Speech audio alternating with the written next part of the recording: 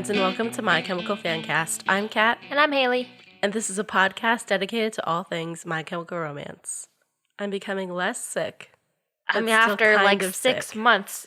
6 months? Feels like 6 months. 2 months. Ugh, that's such a long time to be sick. Yes. My bronchial tubes are slowly calming down. Ugh.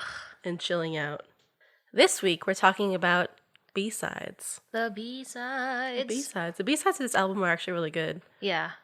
Before we get started, the 22nd of March is coming up. I'm sorry to inform you, but it's here. Happens every year, you guys. It's that time of the year. And we will be memorializing this special day. Yes, we will. You can tune into our Instagram sometime in the afternoon, and there may be a surprise there, something that you can keep on in the background, something you can just cry over for most of the day. Something very emo.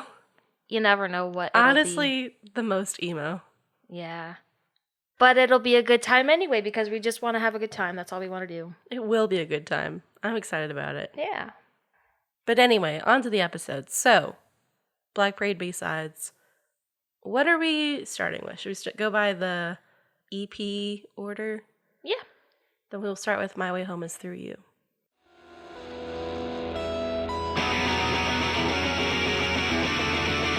Gonna take off all my skin, turn the hell out of my insides when they rifle in. Mom and Dad think you'll be saved. First of all, this is a bop. It's a fun song. Yeah, this song belongs on Revenge, I think. It feels a little bit revenge-y. A lot revenge-y. It feels like if the guitars weren't so distorted, it'd be really jazzy. It's got a good, vibe to it. Yeah, for sure.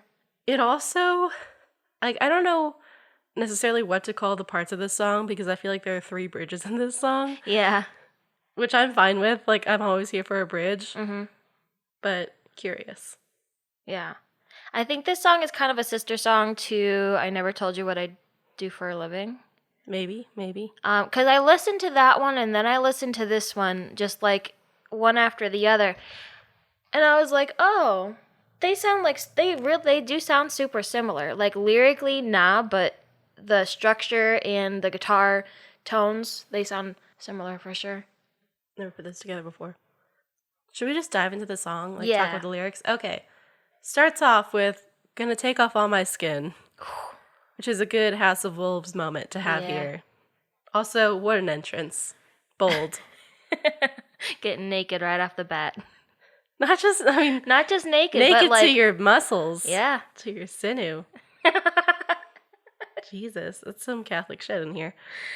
Wasn't it who is the saint? Maybe Saint Sebastian who was flayed? I don't know. Oh, God, that's disgusting. I'm sorry to any Catholic. I probably got that saint wrong, but it's great because whatever saint that is, there's portraits of him, standing and he's just muscle and blood and eyeballs, and he's holding his flesh over his arm like a towel. A towel? Yes, it's fantastic. Who is the saint that was flayed?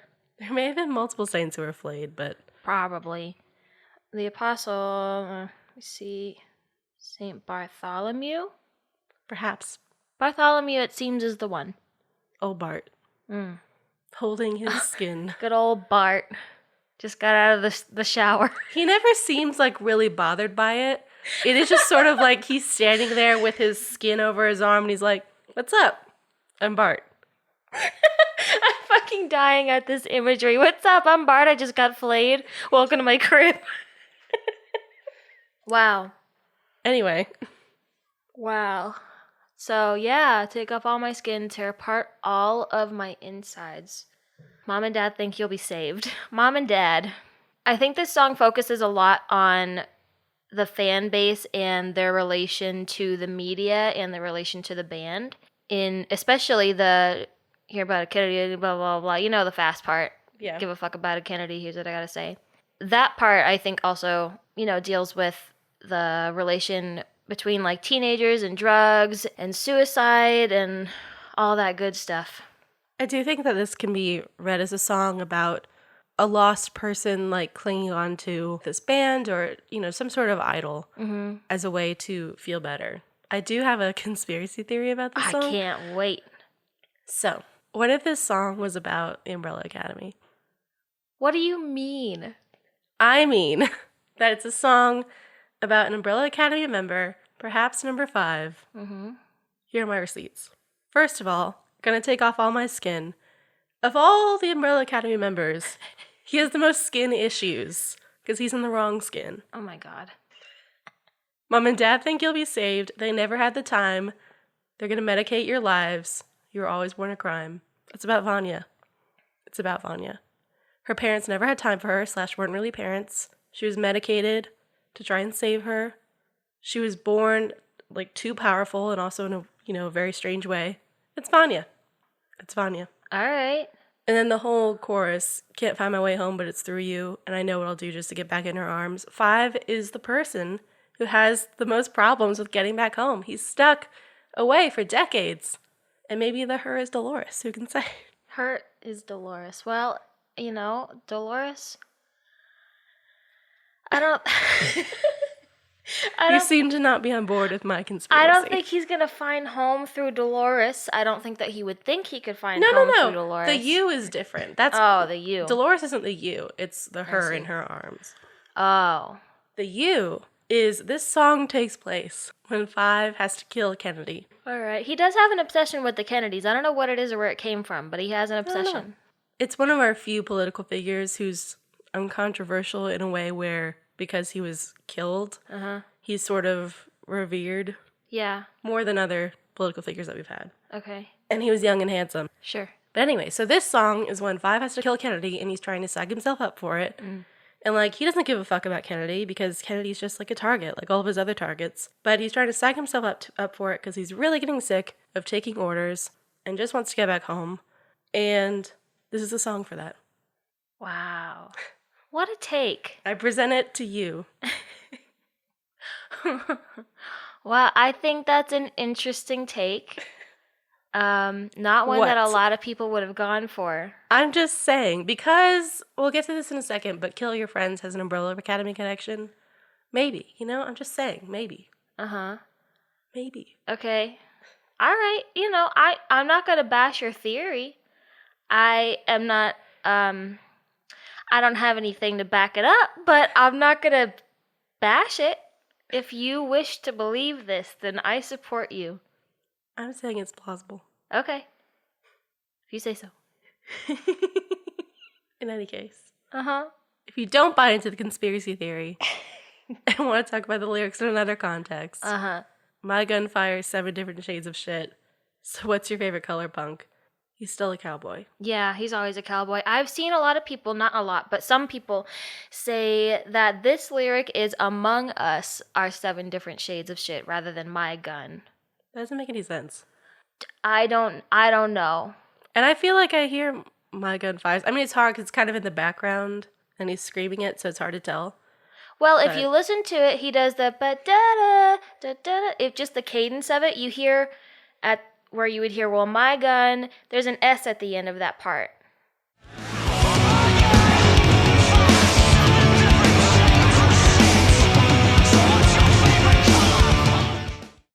So I don't know. Well, I hear the S with the fires, I don't listen to it. I don't know. Listen to it really closely and see. Because I heard the S, and I was like, oh man, I have no idea what he's saying now. Because for my whole life, I thought it was my gun fires. But now that I saw a few people that were like, no, it's Among Us. And I was like, what? I don't know. Who can say? At Gerard, come tell us. Yeah. I'm going to say My gun fires because I like it better. And Yeah, I like it better feels like too. a cowboy. And it also has a Dirty Harry thing going for it. Especially because he adds punk at the end. So I feel like I always thought it was a reference to that. You've got to ask yourself one question. Do I feel lucky? Well, do you, punk? 7 Shades of Shit is apparently like a British slang thing for beating the crap out of somebody, which I didn't know. I was just That's funny. looking stuff up about the lyrics, and then I saw that, and it was like, yeah, this is a British slang that people just use and, get like 7 shades of shit beat out of you or something like that. 50 Shades of Freed. Wow. We've really been ruined on number shades of. Yeah, no, you can't After do that it book, anymore. you can't go back. Fucking ruined it. Fucking Stephanie Meyer. So on the lyrics though, where I still think it relates to the band and their fans and the fan base relating to them, would you sign this photograph because I'm your biggest fan? Yeah, and the in the bridge where they're, or one of the bridges, you know what I'm One of talking about. them. One of the bridges where they're talking about, drugs and suicide and being medicated by your parents and that kind of thing. I feel like it's an acknowledgement of how fucked up young people are. Yeah, it does feel like that. And like kind of it's their parents' fault. Yeah, I think this song has some teenagers vibes in that way. But I also said that for another song, so we'll get there too. But yeah, I can definitely see that. I also sometimes, I don't know why I thought this, but sometimes I think this is about Mikey in a certain way. I think most things are about Mikey in this band, to be honest. I think I just always thought that, the title and the chorus of Not Being Able to Find Your Way Home were Mikey related. Mm-hmm. But I've got nothing to back that up. It's just my feelings. Yeah. I think it can be interpreted as a really sweet song about like trying to find, you're in love with someone, or you love someone and you're trying to find your way back to them, or you have a home in them. But there's a lot of violence in this song, so I think it counteracts any of the sweetness. That kind of goes with the theme of this band / the last 2 records. Mm-hmm. Last 3 records. I don't know what I'm saying. Ooh, the salute you in your grave. The note he hits on grave is an A. We salute you in your grave. I have so many A's in this episode. So we've got some cowboy in this song, and we've got some violence in this song. We've also got some sass in this song. Yes. In the whoa-hos. Mm-hmm. Also on Genius, it says that the lyrics are way home, my way home. I don't hear it at all. I just think hear it's a lot of yelling. Whoa, way, yo. That's all I hear. But, y'all believe whatever you want to believe. But there's like the clapping in that song. And, oh, yeah, the MCR claps. Yeah, the MCR claps. And I think it's like kind of a traditional like pop song clap is that da da da da da da. All MCR claps. I think all the B-sides are really good. Mm-hmm. But I'm glad this wasn't on the record. Even though there are some themes on it which could fit on the record. I think that all of these B-sides are really distinct from Black Parade. Yeah, for sure. They just sound like sonically different. Maybe because they haven't been overworked yet and there aren't like a lot of strings or extra instruments added to them. Or maybe because they have more of a conventional weapons kind of feel. But a conventional weapons feel. We can maybe talk about that more when we get to conventional weapons. But just in that, it doesn't sound like Black Parade. No, not at all. It sounds like an in-between song. I would say it's more on the path from Revenge to Black Parade. Right, but it doesn't even sound like Revenge because it's a lot poppier than Revenge. Yeah. So it feels like something really different and not necessarily something that, should have been on this record. Yeah. No, I agree that they shouldn't have been on this record. It's like record. It's a really good MCR-style rock song. Uh-huh. Which is awesome, but not what this record is. Yeah. Or Revenge. Yeah.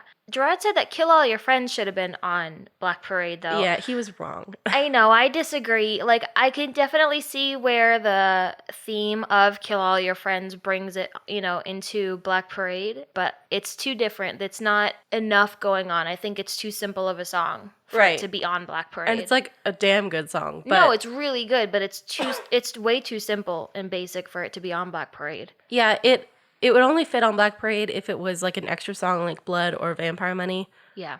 But I don't want it to be in the canon of the record. Mm-hmm. But speaking of Kill All Your Friends. Yeah. Should we talk about Kill All Your Friends? Yes. Kill All Your Friends.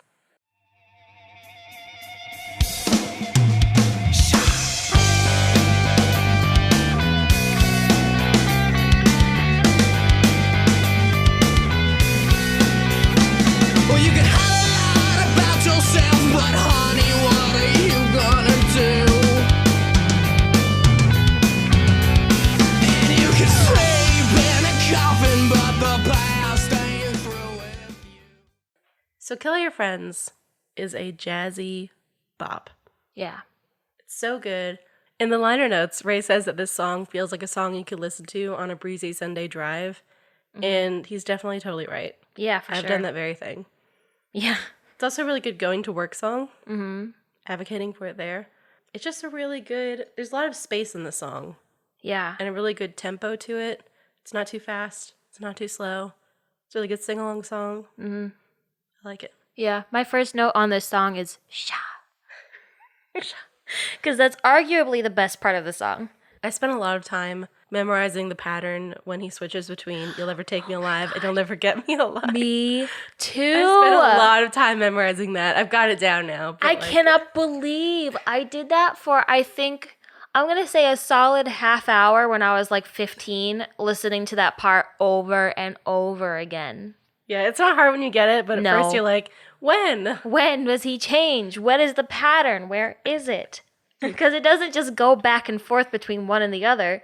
No, not It like quite. does one and You have then to has memorize. like an A, B, B, A, B, A. Yeah. I don't know how he chose to do this. I don't know. He probably just fucking made it up and just felt it. He fucks up the lyrics live a lot too. So He didn't play it a lot. Let him live. no, they didn't play it live a lot. But this song I actually have some background info on. Mm. Gerard said before in interviews that he was really influenced by the Biologic show by Al Columbia, you know, in regards to comics. And one time he said, sometimes I just took lyrics straight out of that comic and I said, where? Bitch, where? Bitch, where? Bitch, where? So I went looking. And Al Columbia had another comic that was titled, I Was Killing When Killing Wasn't Cool. And it was supposed to be in the second Biologic show, which didn't end up happening. Oh, thank So God. instead, it's cool, man. I'm sorry. I hate the Biologic show. I hate I it. like it. It's like really gross. And It's I like it. disgusting. It's disturbing. It's got a lot of weird shit in it, and I'm like, I can see this in Umbrella Academy. No. Like, no. There's one part, I think it's it's a page of panels where I think maybe there's a tongue or something, and it zooms in closer and closer, and then you see a person There's a tiny in person. it, Mm-hmm. and that reminds me of the Euro in Doom Patrol. Uh-huh. You zoom in on it, it's got this whole world in it. Anyway. Uh-huh. I think my main issue is that it has a lot of sexual assault in it. I mean, it's got a lot of everything in it. It really does. The sexual assault is one of many, many crazy things in this. That's my main issue, though. Like, other crazy shit I can handle, like violence, killing people, whatever, but you put that in it, and I'm like, I don't know, man. I'm fucking out. It's a depraved comic. Yeah. But anyway, so this comic ended up being in an anthology called 00, which has an alien song title. Yes, it is. Many references. And also, so before Umbrella Academy came out, they released a little short story as like a teaser for it. And that was titled But the Past Ain't Through With You, which is a lyric in this song. So it's sort of a reverse situation. Mm-hmm. That's clever. Yeah.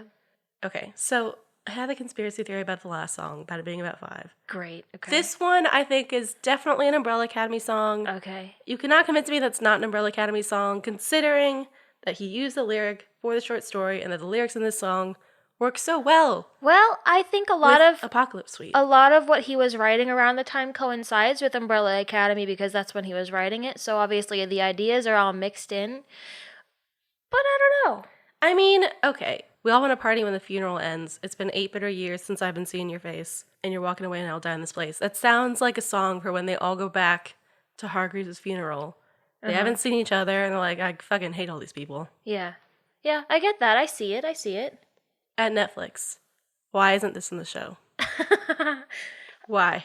I do think it's a good B-side for Black Parade, though, because what I got from it, if you want to tie it into the record, because Gerard thinks it should have been on the record, so I feel like it would have tied in with the concept somehow. Yeah. That it would be like from a friend's point of view at the patient's funeral or something. Yeah, it sounds like going back to the top of the record when we talked about the Greek chorus. Yeah. It kind of sounds like that chorus coming together after the patient's death and the song being about that. Yeah. But also it's about Umbrella Academy.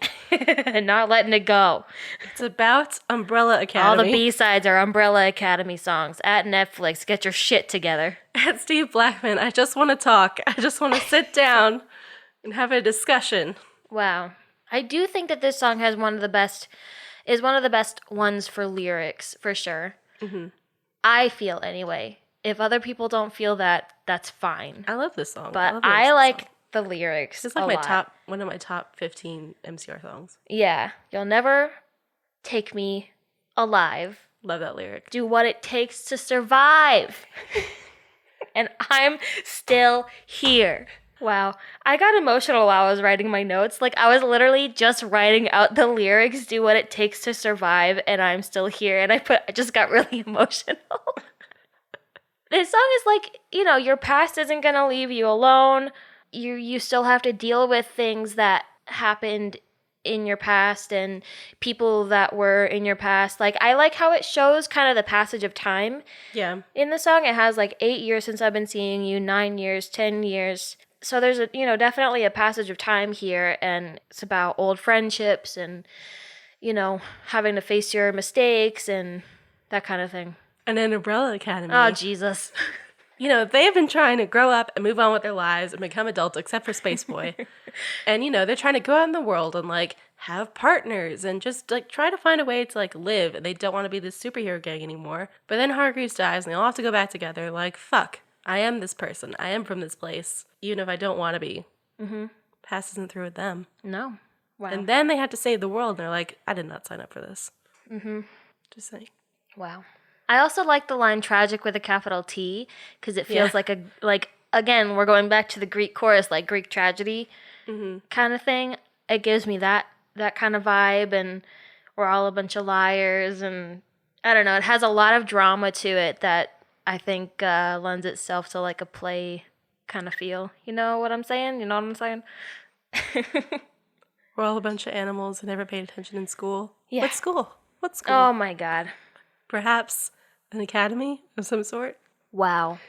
I did have in my notes that it goes with the theme of we only see each other at weddings and funerals. Yeah. Which is something that happens to you as you become an adult, is you only see your family and like high school friends and stuff like that at weddings and funerals. Yeah. Once people start getting married and moving on with their lives, and then when people die. And that's when everybody gets back together. And that's when old shit gets brought up. I think some people actually think the song is about killing your friends, and I'm sorry if you think that you're not looking into it at all. No, You're not thinking critically. I think the title is just, almost a fantasy of wishing that you could kill your friends so you didn't have to like hang out with them anymore at weddings and funerals. Or that when your friends die, all this happens. There's a demo for this song. Yeah. That makes me laugh a lot because Gerard hasn't figured out the lyrics yet. So I think he's making it up. Yeah, he's mumbling a lot. And I just think it's really funny. And also for the bridge, instead of the final version, he has, "You'll never get me alone. You'll never take me back home." You never get me alone. You'll never take me back home. I never want to go home with you. And still, you'll never get me alone. You'll never get me back home. Just like discount bridge. Yeah, discount bridge. Wow, Walmart versus Discount Chanel. kill your friends. Oh, wow. Yeah, I think the demo version is a lot angrier, I feel.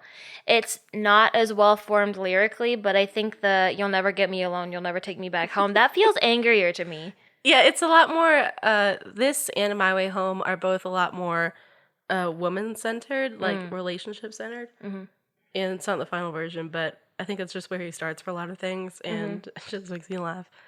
Also, I think your politics stinks. That, I had that in my notes as well. That cracked me up. So funny. Wow.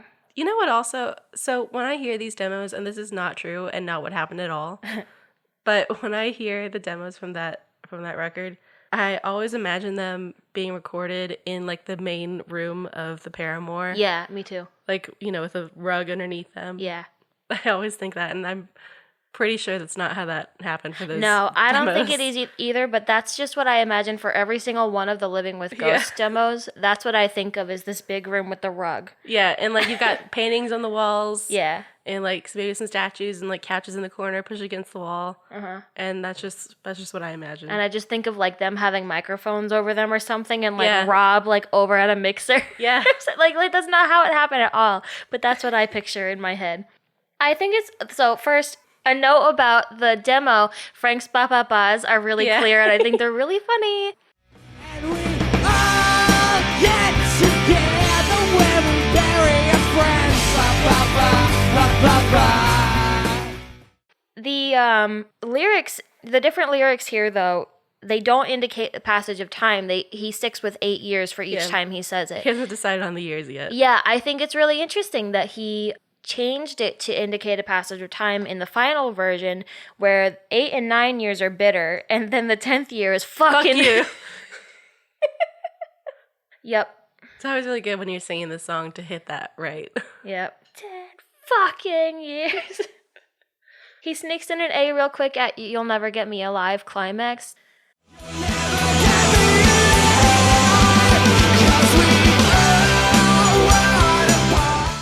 There it is.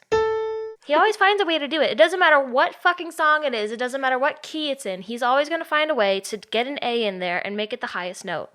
He knew that 13 years from when he recorded this. Yeah. That you would be doing a podcast about it. Yes. And you would be noticing. He knew. He knew someone would notice. Someone has to. Musically, this song was inspired by the Pixies and Weezer. Yeah, to Ray. Pixies, heavily. Yeah, I can use some Pixies in there. And this song was born out of them playing All the Angels, which is another demo on Living with Ghosts. Ray says he was working on his pick guitar parts for that, and then Frank started jamming with him on bass, and then Bob came in, and it was born. It was birthed. Yep. Into the world. Yeah. The riff is Where Is My Mind by the Pixies, 1,000%.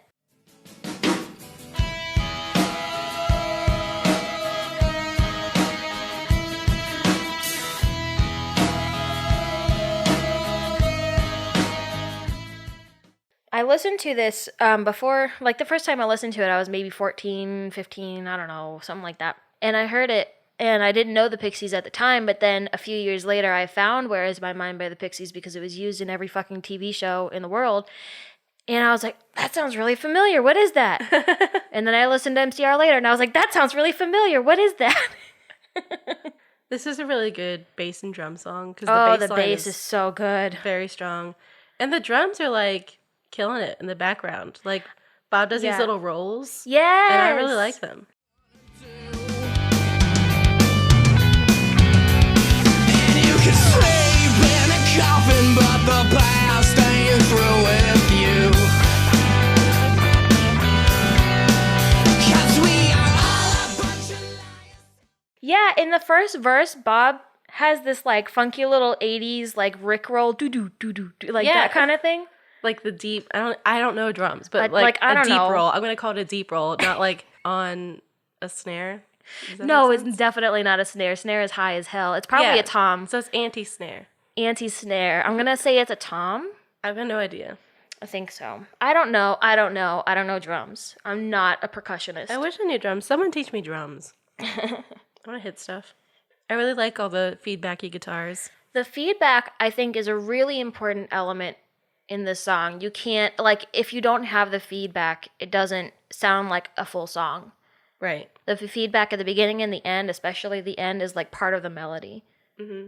This song I also wrote Teenagers Vibes for. And I think I just wrote that because of the drums and because of the sort of rhythm of the song. I don't know. I didn't provide an explanation for myself about that. But this was also another song where a small change made a really big difference. In his liner notes, Ray says that they were stuck on the chorus for a while because it kind of sounded the same as the verse. But eventually they changed the G chord at the beginning to a C chord. And then Ray said, you could feel your soul lifting. Oh, I love that feeling. Which is how I feel about all MCR big choruses. Yeah. That's what they go for and that's what they achieve. Also, like all songs, a great bridge. Yes. A great bridge. Yep. And the guitar, fast in the background, crescendoing. You'll never get me alive to what it takes to survive, and I'm still. You'll never get me. I love that. The fade in, oh my gosh, the fade in of the guitar. Yes. You know what I'm talking about? Yes.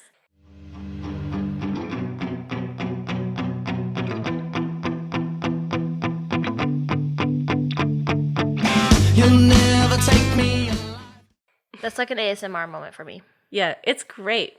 And Ray doesn't really solo a lot in this song, except that he has a little moment in the last chorus. And it's very good. And there's a really good harmony in the last chorus. Yeah. With face round here. It's been 10 fucking years since I've been seeing your face round here. But they switch it up. I think we forgot to mention that this song was included on Live and Rare, which is their special release for Japan. Mm-hmm. I had that CD when I was 14, and it was a live CD, and I wasn't really like into just listening to live things just to listen to live things, because I was like, why do I want to listen to this? But yeah, that one, it was really good. This one was how I first heard Kill All Your Friends, because it wasn't like on anything else, and I didn't have access to the internet at the time, so I couldn't just like go look around for things. I had Rhapsody. It was a time. Wow, bougie bitch. I see. I had to fill up my Sansa. Wow.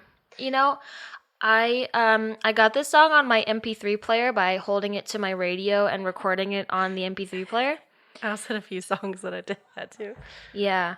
And my MP3 player was this little like pill-shaped Yeah, mine was also thing pill-shaped. with a little tiny screen that had like 3 letters on it at a time. Was yours also a Sansa? Maybe. I don't really know. It was the only thing that I could afford at the time. So it's what I had. I wish I still had that because I don't remember how I navigated it. No. Because it it didn't have a screen. It just had a little unlit Yeah. calculator screen. Yeah, it was like a calculator screen. And did I just memorize the order things were in? And Probably. just scroll through, or was there some type of menu? I don't remember. I don't know. I think maybe I just memorized it. Yeah, probably just memorized it. Like, all right, I have 300 songs. They are in this order.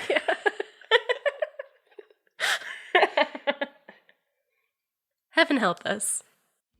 Hear the sound, the angels come screaming down your voice. I hear you've been bleeding. Take your choice. This is my favorite B-side. Interesting. I think this is not my favorite B-side. Maybe my least favorite B-side. But that doesn't mean I don't like it. It just means we have 3 good B-sides, okay? Catherine. This is also the most Black Parade sounding B-side to me. Just because of a quality of Gerard's voice. I don't know. Yeah. He's singing in a way that he sings on Black Parade. Yes. And I could see this being on the album, like a song where the patient is declining and he's trying to seek absolution for his sins. A theme which we have heard a lot of on this record. Contrition. Yeah. There's a lot of it. But it's still a bop, okay? It's still a bop. And I love the lyrics because I'm a wannabe Catholic, so I'm here for them. Strong Catholic vibes in this song. I literally feel like I'm in a cathedral when I listen to this song. I think the reason that this is my least favorite song is, one, because I feel like it's over too quickly. Yes. And 2, because I really like the sound of it and I really like the lyrics. But I feel like it's a song that's just kind of there and doesn't go the extra mile to like move me. Wow. In a way that other MCR songs do. Wow. Can you imagine listening to Heaven Help Us and saying, it doesn't move me? There are a lot of things I like about it, but musically it just doesn't do the extra push that a lot of MCR songs do. Oh my God. I'm just saying, it's just my opinion. The arpeggiated guitar running in the They're very background good. I like them. It's very essentially good. constantly. Thank you to Frank or Ray or whoever is responsible to that. It's so clear right in the beginning of it if you listen, and the arpeggiation throughout is so nice. Normally, like, arpeggiation is a really simple, like, easy thing to do, but they use it so effectively. It's so nice. I do really like the guitar tones in this. Yes. They feel very buttery and delicious. Yes. And Ray is doing some very small, like, fancy things. Guitar fancies. Guitar fancies. I think the bridge is one of the best things that they've ever fucking written. They never waste a Never waste a bridge. bridge.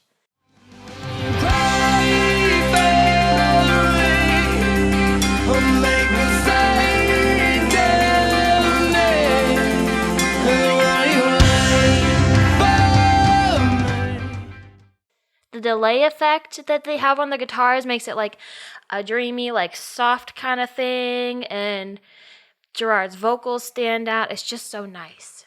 It's a good song. It's just not one of my favorites. Wow. It could be better. Wow. But lyrically, the lyrics that are my favorite are sprawled on these cathedral steps while Yes. spitting out the blood and screaming, "Someone save us." Yes. This is my aesthetic. It's just, it's such, I could film this, you know? Yeah, I see this song as a movie in my head. I see everything happening. And that whole verse is gold.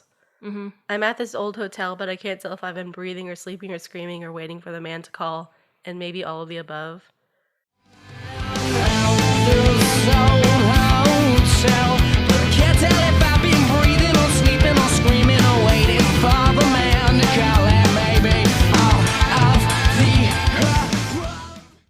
So, one, delivered really well in the song.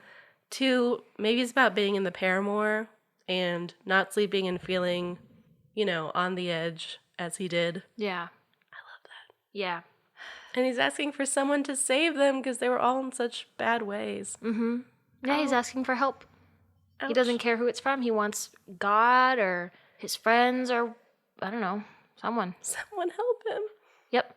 I definitely get a comedian vibe, like comedian from Watchmen vibe from this because comedian in Watchmen, basically the whole thing is like we have to kill everyone in New York essentially to save the whole world.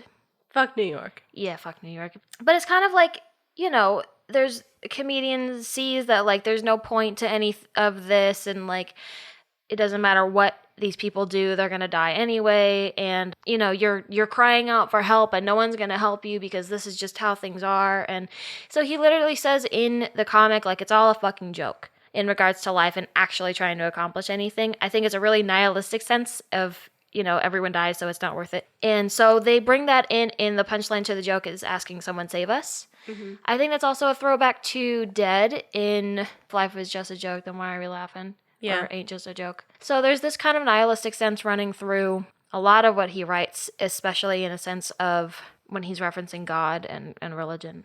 I think that I want to talk about this more in the wrap up about the arc of this album / the arc of all of the other albums. But I think that that's sort of like Gerard referencing his past idea about life. I think that he was really freaked out by death for a long time. And he was like, well, if we're going to die anyway, what are we doing here? Mm-hmm. And I think that he gets over that in this album. But I think that this is a song that sort of references that. And that Dead is a song that references that. Yeah, a lot of it is coming to grips with it. And in order to come to grips with it, you have to kind of face the hard truths about what you've thought about death and life in the past, and why do you feel this way, and how do you get over it, and how do you move on and think of something more positive. Yeah, there are also the lines, would you pray for me or make a saint of me? And then in the background he's yelling, I'm burning, I'm burning, I'm burning here. Which feels like another Joan of Arc reference. Yes. And also like this idea of would you pray for me and acknowledge that like I have a good soul it's worth praying for, or would you just kill me and redeem me later? Yeah. I think he feels like he has these two options of someone seeing the goodness in him or someone just destroying him. Yeah. And then later thinking about it and regretting it. Yeah. And one of them is more likely than the other. Yeah. I think Would You Make a Saint of Me is an interesting thing coming from Gerard, because I think that some people do make him out to be kind of a saint, where he's like, no, I'm just a man. Just a man. I'm not a hero. I think the saint thing is also, most saints become saints because they are martyred first. Yes. Most saints are Dead. killed first, canonized later. Yeah. Yeah, and I think that's something that that resonates with him. Also, maybe it's something where the band could kill him because of how big it is. Mm-hmm.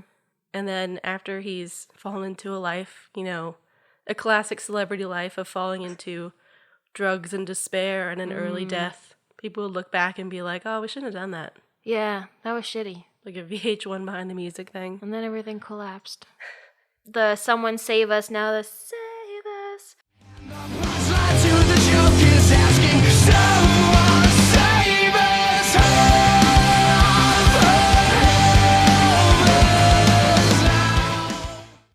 And when he's saying in the background, burn here, blah, blah, blah, never disappoints with the A.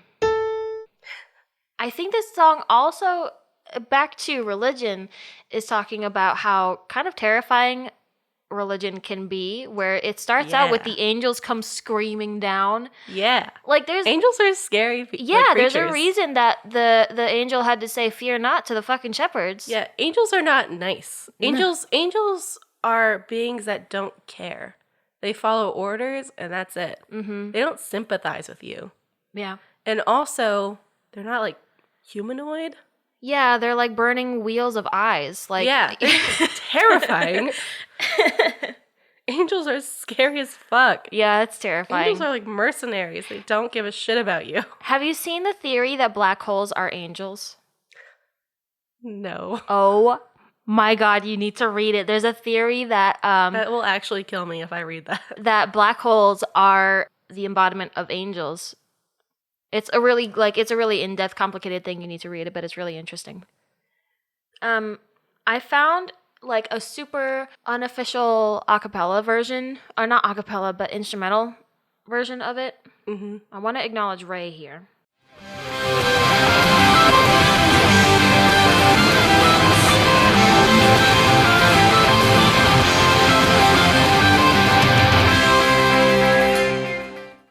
That sounds like some bullet shit. Yes, it does.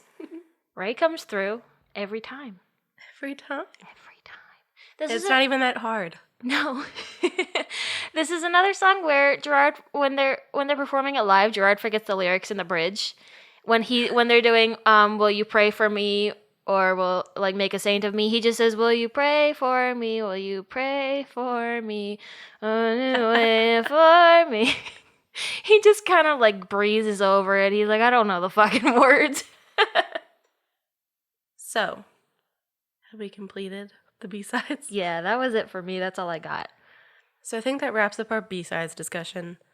But we'll have at least one other Black Parade episode because we're going to wrap this whole album up. So, now it's time for fanecdotes. The first fanecdote we have is from Jake Baskin, who emailed us.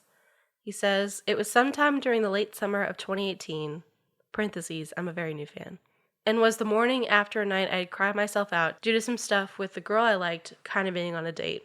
The next morning I still felt awful and asked my friend for some help through music. This was when she mentioned My Chemical Romance, parentheses, my now favorite band ever. I knew of them since I was in the very early stages of my new life as an emo kid, listening to Panic and Fall Out Boy. My friend recommended the Black Parade to me and I listened to it, and some inexplicable feeling just suddenly hit me only a few seconds into Dead. There was just so much raw emotion in their sound, and I immediately fell in love with their music. I eventually listened to everything else and came up with this list of my favorite official MCR albums in order. You guys actually inspired me to get off my lazy ass and listen to Bullets. That is our only goal. So his order is 3 Cheers, number 1, Bullets, number 2, 3 Black Parade, 4 Danger Days. Interesting order. I like that Bullets ranks high, though. It's a very good album. So thank you, Jake, for sending that in. Our second fanecdote is from My Chemical's Chlorine on Instagram, and they write, Hi, I guess I'm here to tell you about how I got into MCR. It's pretty generic, so I'm warning you now. However, I need any excuse to DM you as I'm a huge fan. Thank you. So my friend out of the blue texted me this photo of a magazine where it had Disney stars talking about high school or something. And then there was Gerard in all black and some guy liner, I'm assuming with a caption reading something like, Is Gerard still getting bullied? So, knowing zero about MCR, I just found it funny his name was Gerard, and he was so out of place. So she didn't give me any context or extra info, and that was about that. A few weeks to a month later, we were at the end of about an hour-long text conversation, and she sends me some music recommendations of MCR, Panic, and Fall Out Boy. So I look up MCR and see if any of the song names she sent me would show up. Honestly, I can't remember if they did, but I clicked on the video for I Don't Love You. Going to be honest, I didn't like it all that much. Wow. I mean, it's their worst video. That's okay.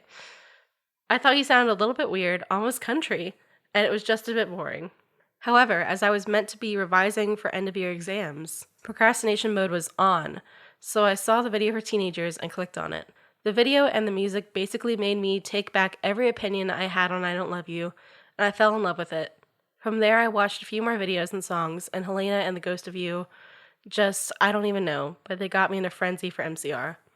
Within the next few days, I listened to most of their songs and was loving most of them, except for some Bullets. Oh, We had a Bullets lover and a Bullets hater. wow. Parentheses, I like it now, though. I think it's just a bit different and extreme at the time. I just finished my obsessions with AC/DC and Kelly Clarkson.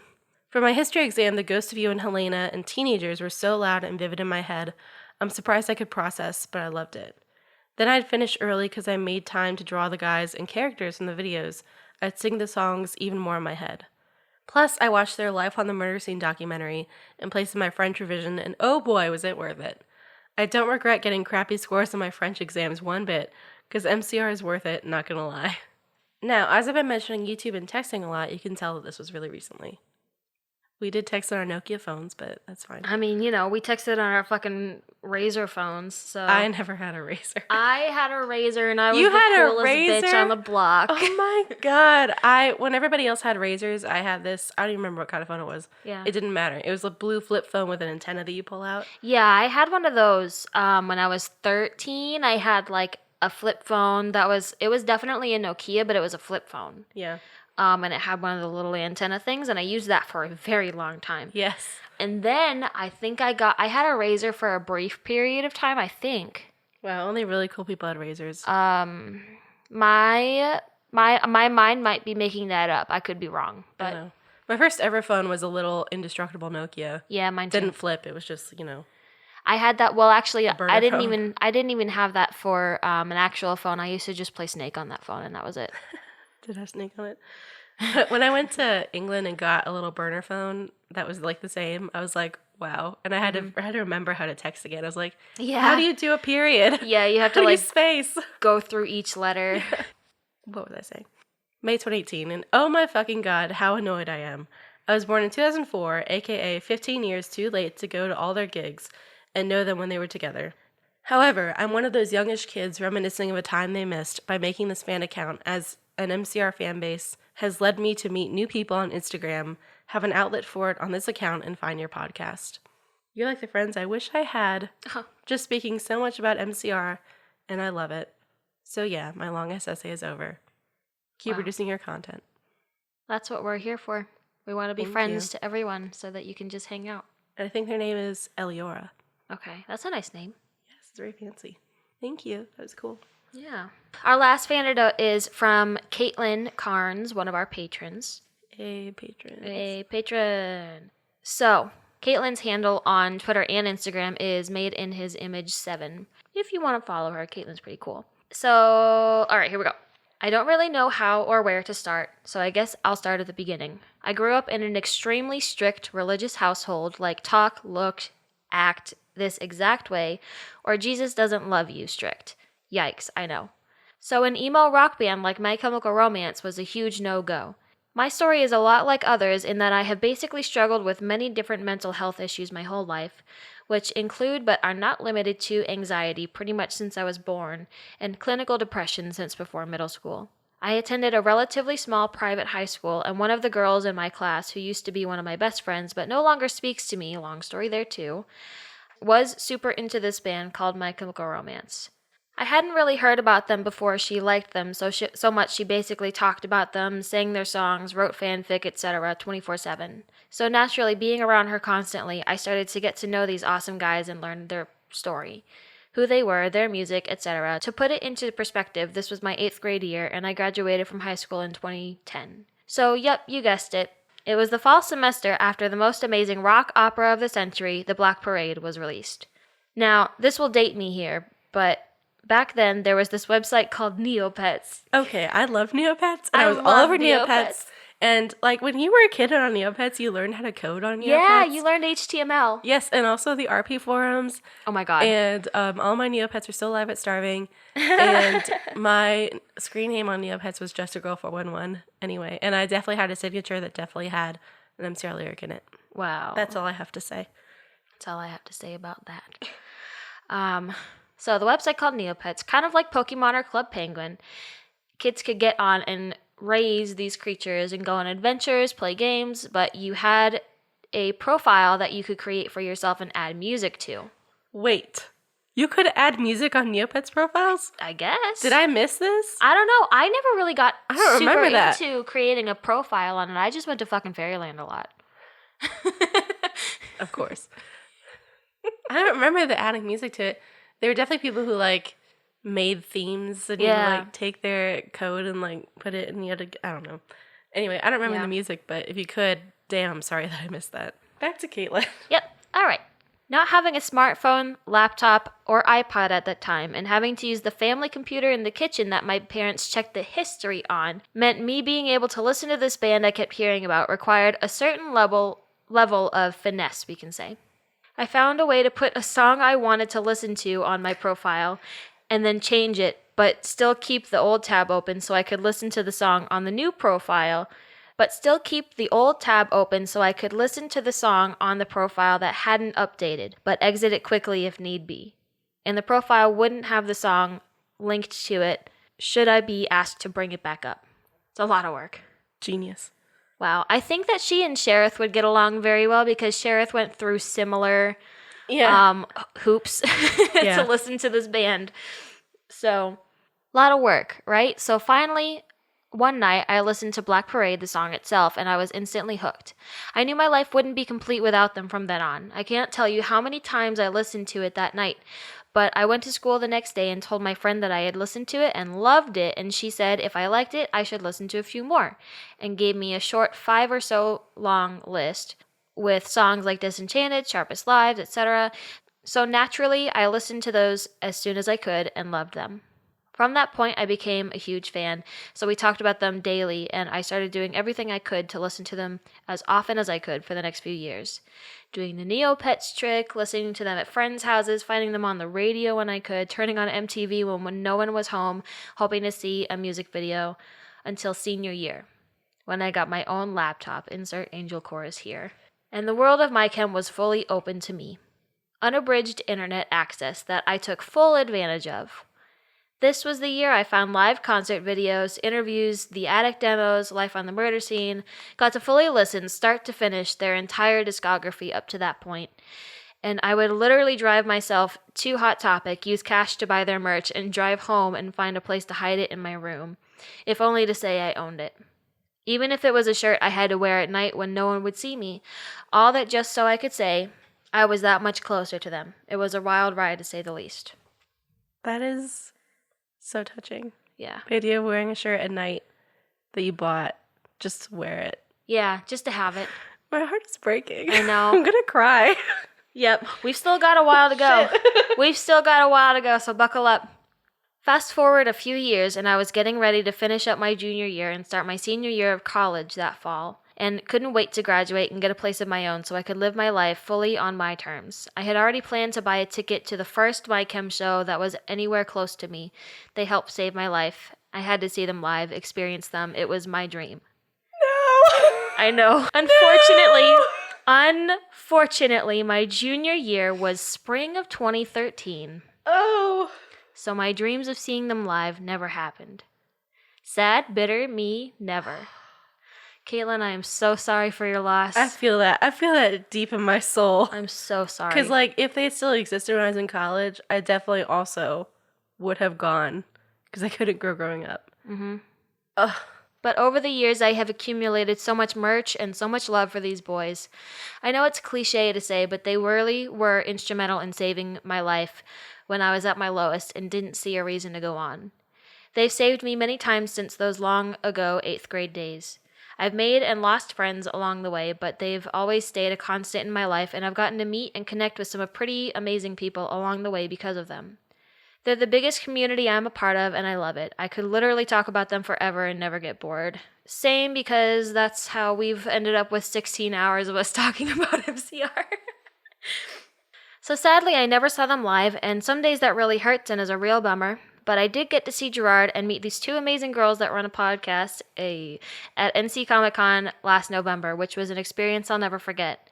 Seeing him and being in the same room with him was a dream come true I never thought I would be able to fulfill, so I'm very thankful for that. This was super long, and I'm sure I left stuff out, but I do want to thank you girls for running such an amazing podcast. I love being able to support people with the same passion and heart that I have. And who doesn't love a chance to talk about MCR? Side note, my parents now know of my love for them, so it's not a secret. I've explained it to them both and wear their merch around them frequently. They don't love it, and they don't support my love for them, as I knew they would. But as an adult, they can't tell me that I'm not allowed to anymore. Exactly. I'm so happy for you, Caitlin, which is very freeing, let me tell you. But at least I finally gotten my dad to remember their name. After they found out my obsession with them, he called them that chemical addiction band for about a year and a half and didn't believe me when I said they didn't promote drug abuse. Ouch. A lot of people have that impression. Oh, Especially because they man. mix them up with Chemical Brothers sometimes. Yeah, Chemical Brothers. Yep. So that's where we are. Thank you. Thank you so much for sharing, Caitlin. Man, that was a ride. Mm-hmm. That's a blast to the past is what that is. That is. Oh, man. Yeah. Wow.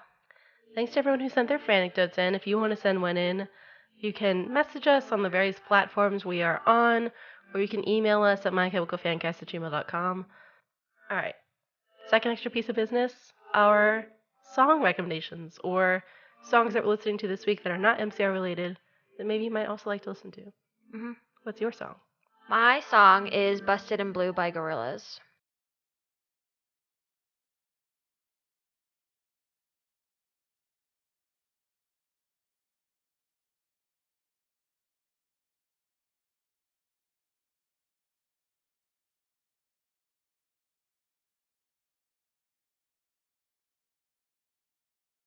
The Whole Humans album is one of the best albums ever.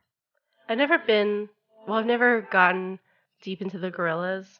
I feel like I should a little bit more Uh-huh. because they have a really interesting backstory to everything. Yeah.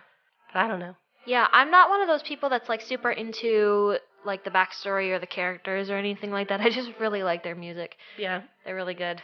I think people say that about MCR too. Mm-hmm. Like, I don't really care about the concepts. Yeah, Just give that's me the fine. songs. You know, if you like the music, that's cool. That is fine. My song is a song called She's Real by Kicking Giant.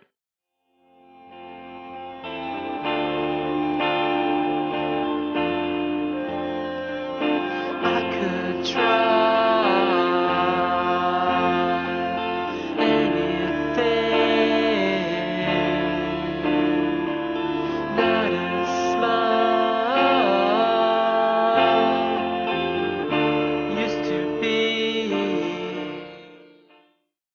And I found the song because when I was looking, through the whole Al Columbia thing, on some Wikipedia page I ended up on, it said that he listened to the song like on a loop while he was creating a comic, and I was like, I do that too. So I pick a song and listen to it on a loop. Not for like any meaningful reason, just because it has like a good vibe. And so I've been playing it and listening to it, and it feels very 90s, so I'm in it. Anything 90s, you're on board. Anything 90s. Uh-huh. It has very good 90s. Like, I'm in art school in the 90s, but I'm not really into like the more experimental things. I'm listening to a lot of the Pixies, and that's the vibe of the song. Okay. Wow. This is the first song in weeks that you've had that's not MCR related with like an asterisk. Only 2 weeks, okay? And it was Umbrella Academy, okay? Just give me some slack. It was a really good soundtrack. All right. Last thing before we actually say goodbye is our patron shoutouts. So these are shoutouts to patrons who support us on Patreon and who have donated or pledged more than $2 a month. And if you want to get a shoutout like this, you can do the same thing. You'll be on this list, and I'll say your name. It'll be great. Isn't that exciting? I might not pronounce it right. Aren't you excited to see how I'm going to pronounce your name?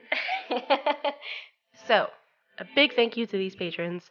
Tim Malpass, Vienna Langton, Gabby Dauber, Quinn Torrens, my mom, Tara Lamantia, Sheriff McGregor, Katie Kelly, Melissa Contreras, Phil Grant, Amber Johnson, Caitlin Carnes, Anne-Louise Mullen, Kayla Williams, Dominique Ray, Dental Records Music News, and Liz Roswell.